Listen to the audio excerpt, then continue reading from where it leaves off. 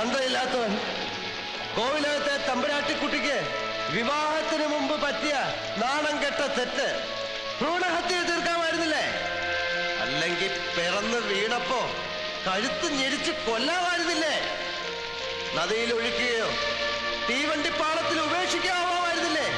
എന്തുകൊണ്ട് ചെയ്തില്ല? മഹാമനസ്കത, മനുഷ്യത്വം. ഭിക്ഷ കിട്ടിയതാണെന്നറിയാത്ത പൈതൃകത്തിന്റെ പേരിൽ അഹങ്കരിച്ച ഞാൻ വിഡ്ഢിയായി.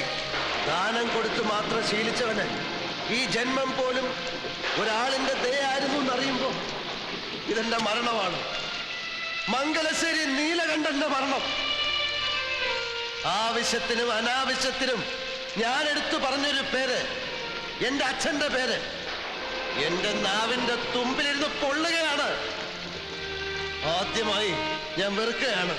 എനിക്ക് വെറുപ്പാണ്.